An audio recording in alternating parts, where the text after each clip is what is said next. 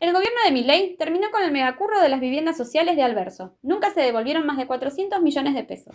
La Secretaría de Vivienda, en la gestión de Alberto Fernández, tuvo que intimar a través de carta documento a Mayra Mendoza, que era del mismo color político, para que termine las obras.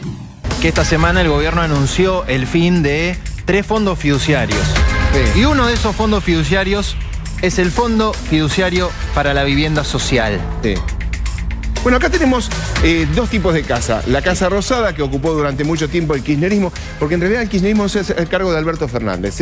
El kirchnerismo ocupó mucho tiempo la Casa Rosada y mucha gente empobrecida ocupó casas muy distintas. Exactamente. ¿Por qué el gobierno nacional, por qué la gestión de Javier Milei decide poner fin al Fondo Fiduciario para la Vivienda Social? Porque la SIGEN, la Sindicatura General de la Nación, encontró una serie de irregularidades muy graves en el fondo que debía financiar viviendas sociales. Miles de viviendas que se prometieron entre 2019 y 2023 y que no se terminaron, millones de pesos que se enviaron para proyectos que jamás se comenzaron. Ni siquiera quedó esto. Pero la plata se puso y nunca volvió a las arcas del Estado Nacional. Ni siquiera quedó el esqueleto. No hay nada. Fondos sin rendir. Falta de documentación, estados contables que jamás se presentaron son algunas de las irregularidades que se encontraron en esta auditoría. Repito, no hay día que no pase que no destapas una alfombra y hay cucarachas abajo. Es un desastre. El negocio acá con las viviendas, a ver. Exactamente. Mira, primer punto, ¿qué es lo que se descubrió?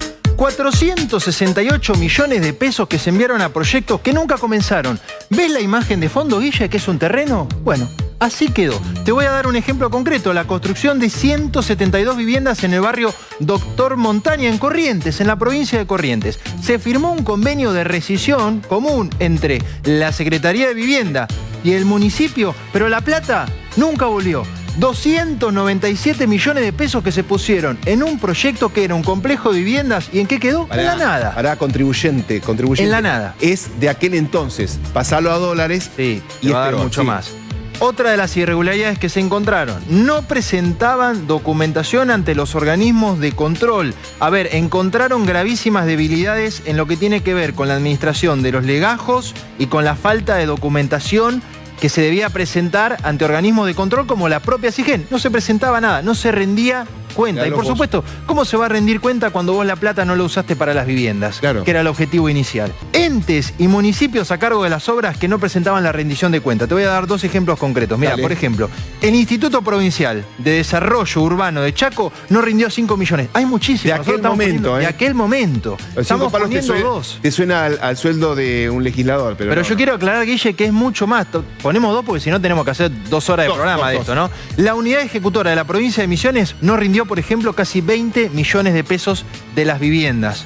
Y hay mucho más, mirá, más de los detalles que se encontró en esta auditoría y que puso fin a este fondo fiduciario para las viviendas sociales. Tiene que ver con que no se presentaban los estados contables de este fondo fiduciario. Mirá vos. A ver, en 2023 no se conoce absolutamente nada de cuánta plata ingresó, cuánta plata egresó. Entonces por ejemplo... Nos robaron.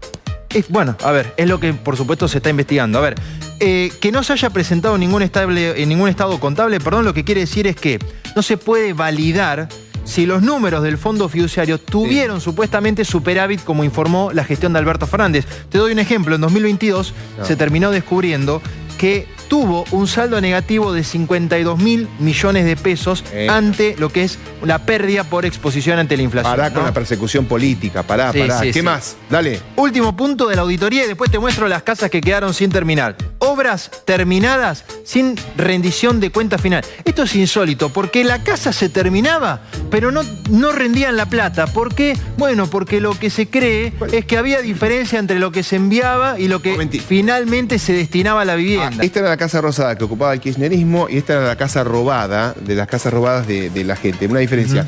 Hagamos de cuenta que tenemos una máquina del tiempo, acá está Alberto y Cristina.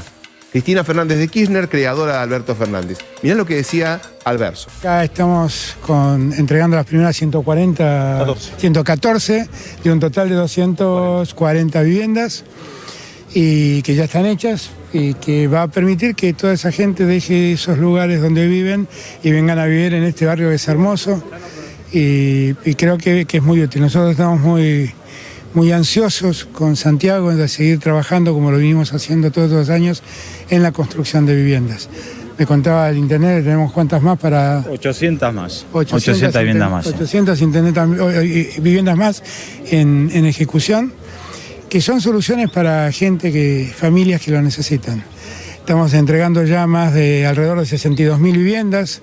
El lunes en San Juan vamos a darle 800 y pico de viviendas a familias que perdieron por un terremoto que cuando nosotros asumimos ocurrió en San Juan y que van a tener una vivienda mucho mejor, más cómoda, más linda. Verso. ¿La realidad?